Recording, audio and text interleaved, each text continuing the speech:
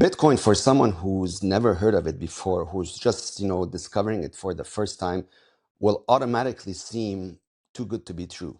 And that applies even to myself. Like, I mean, my story, for those that know it, is that I was, seemingly retired in Lebanon and woke up overnight completely homeless because the bank stole all our accounts. They rug pulled the entire country. And so that led me down the rabbit hole to understand, why this happened, how it's possible, who's responsible, and what have you. And eventually that led me to something like, to Bitcoin, which I also thought was a scam maybe initially. And it takes doing the work, in the sense like reading about it, understanding it, testing it, trying to blow it up yourself. And, in order to really materialize where this thing comes from. You're not going to do it, in 5 minutes, unless you are, researching it yourself, or you are listening to someone that you trust, that has done the research for you, and it's just like explaining it to you in a TLDR manner. And so the difference between Bitcoin and all the other altcoins is that there is no human being behind it. There was at some point, somebody must have created it, but that person is gone now, right? That person or group of people, they're gone. And this whole thing now is run by code that no living soul anymore can manipulate and corrupt. Powered by energy, protected by cryptography. That's it. There's no CEO, there's no government, there's no institution behind it, no one you can call to complain about it, nothing. You have to learn how to use it, and it forces you to assume personal responsibility, because if you make a mistake, your money's gone. That is a fact. Everybody knows this, which is why it petrifies newcomers. They're like, holy shit, I suck on a computer. I'm not going to do this because, like if I make a mistake, poof, there goes my money. And that's a valid concern. Except the process of learning this isn't as extreme as most people think initially. It's very easy. It's literally 7 or 8 steps that you have to become familiar with. Repeat them, 2, 3, 4, 5 times, and it's done. You end up doing this on autopilot, like driving a car, like having a cup of coffee, like ironing your clothes. Very ridiculously, instinctive behavior becomes part of your everyday life. No big deal. But you have to learn it. But before you learn it, you have to want to learn it. And to want to learn it, you have to understand that this is not a scam. It's not make-believe money. It's nothing that a government can stop or an institution can corrupt or that a tyrant can steal. Like, you have to believe this before you go any further. Because if you still have your doubts, you're still wondering maybe if perhaps you're not going to do anything useful. As more of these fraudulent stories come out and people see for themselves, everything around them is in fact the lie, well, then they're going to want an option. And now Bitcoin has 17 years to its history, where governments have tried to attack it and shut it down and they all failed. People have tried to attack it and and corrupt it and they have all failed. People have tried to fork it, create their own fancy versions of it, and they've all failed, etc., etc. And here we are today. It's almost a $2 trillion asset, the best performing asset of any asset in human history, and it continues to grow as more and more people understand what it is. And what Bitcoin is a protocol. It's money. Money, money, money, money, money. Like you have USD, Euro, Yen, whatever. Now you have Bitcoin. The only difference behind that is that this money is not issued by a government or a central bank. It's issued by code, and it's fixed in supply. 21 million forever. No matter what you hear, no matter who says what, whether they like it or not, it's 21 million. And nothing's going to change this. So you take that 21 million, and it's created for 8 billion people. Of course, there's not enough, right? So people ask, well, how on earth are 8 billion people going to use something that only has 21 million? Well, it's very easy. They're not going to use it on the base layer. That's why, there's layer 2s and layer 3s eventually are going to be formed on Bitcoin. That's how it's going to scale. However, those that are paying attention today and are able to go out, convert their worthless toilet paper into real money and extract it themselves, like holding it in self-custody, because in the first time in history now you can do this. It's the only asset ever known to mankind that you can own. That's another thing. It's not your house, it's not your land, it's not your car. All of these things can be stolen and confiscated from you unless, again, you have an army to protect it, which most people don't. Private keys, digital, ghost. You learn how to use it, you learn how to protect it. No one on this planet can take it away from you, no matter what they say or do, unless you give it up. That is extremely powerful. And because it's money, you are able to transact with it whenever you want, irrespective of the amount, without anybody's consent or permission. You don't need to call your bank. You don't need to put up with their 700 stupid questions. You don't need to worry about the government telling you yes or no. You don't care.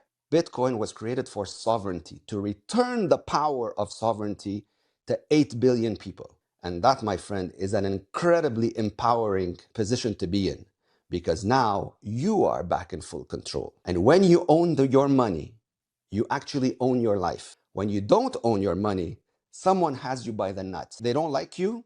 They don't like what you say. No access to your money. Go figure it out. And so now that this option exists, governments are, finally paying attention to it. Not because they like it. Believe me, not a single government likes Bitcoin, except maybe one or two, or like a very small number of them. But most corrupt governments absolutely hate Bitcoin, no matter what they say, because it was created to obsolete them entirely. And it's working. It's happening every single day, which is why now they're quietly, almost politely, trying to embrace it. Don't mistake the embracing of Bitcoin for the legacy system loving it. They do not. They are trying to find a way to contain it by embracing it, right? Because they know they can't stop it. You cannot kill peer-to-peer technology head on.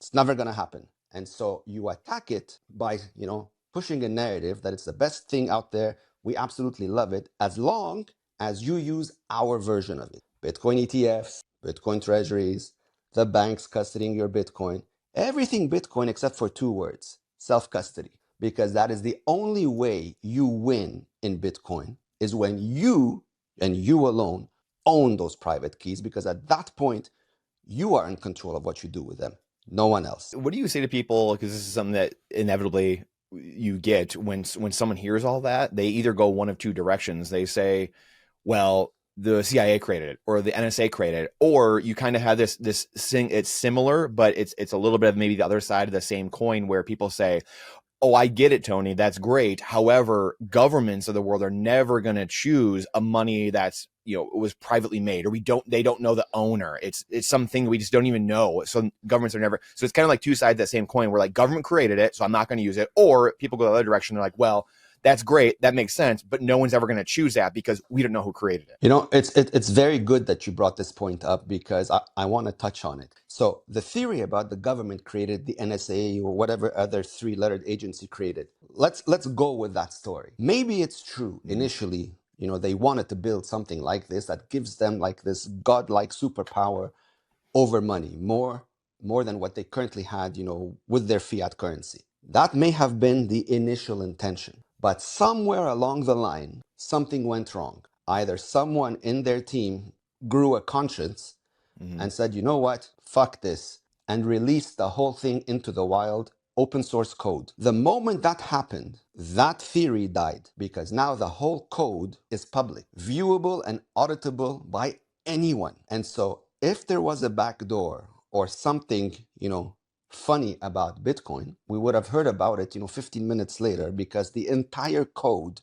is available for anyone to view and download whenever they want. So that is not going to happen. And because Bitcoin's code is so simple, the attack vectors on it are almost non-existent. That's what makes it so powerful. And that's why many attempts to kill Bitcoin have failed ultimately. Otherwise, we wouldn't have it. So again, Bitcoin is money we have never seen before, because it wasn't issued by a government or a central bank. It's money that doesn't need their blessing or permission to exist. And it's money that's going to continue to exist whether they like it or not. In my opinion, we are going towards a world where Bitcoin is going to be a currency with everything else as a viable option for those who want it. For people who want to use the dollar, be my guest, you dummy. You can keep using it. For someone who wants to use the euro, be my guest, you other dummy.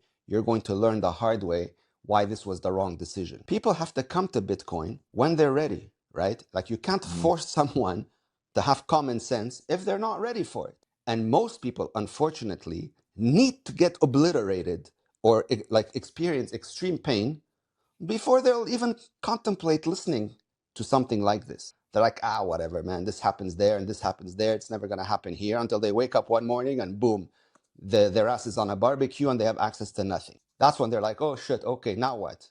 Well, now what, my friend? Like, now your options are way smaller than they were if you had paid 10 minutes attention and listened to when somebody was trying to explain it to you. That's what. Going forward, we're going to coexist. Bitcoin has to coexist with this world because it's been around for such a long time. You can't just magically turn a light switch and have it disappear, even though that's something I would love for it to happen. I'm sure many others would. That's not a viable reality. But anyone today, this second, can opt out of a corrupt, rigged chessboard that has zero good intentions towards you and adopt something that is designed to empower you and to return your sovereignty to you, right? And that's Bitcoin. But you have to learn how to use it, how to hold it, how to protect it yourself. Everybody has to come to Bitcoin. At some point they will. How they come to it, through pain or through common sense, that's up to them. But they need to pay attention to it somehow. And so this is what we're living through now. Every day, more people wake up to Bitcoin. I know, because I work with hundreds of folks. And so the questions that we get today are very different from what they were like 3 years ago. A lot of people are finally, thank God, starting to understand that Bitcoin is not a speculation. That is the number one mistake people make in Bitcoin. Thinking it's an investment, a get-rich scheme. Oh, I'm going to buy it to make $1 million. No, you're not. If you take that approach, you're going to lose whatever Bitcoin you have, because you are, taking a casino mindset with it. You're going to get wrecked at some point. Bitcoin is savings technology. Savings. It's money that you save that appreciates in power, in purchasing power over time. It's not a stock. It's not an investment. It's not a casino chip. It's your money. You save it, you work, you save more of it, you work, you save more of it. And over time, because of its finite supply, as more and more people understand what you finally understood, its value explodes. And because it's only 21 million in a world of 8 billion plus people, that purchasing power is bigger than anything you can possibly imagine. If you like that clip, then you definitely got to check out this next spicy clip. I think you're really going to like it. Come on, check it out. But if you want the full version, the full interview, then check that out over here. Come on, do it. I'll see you in there.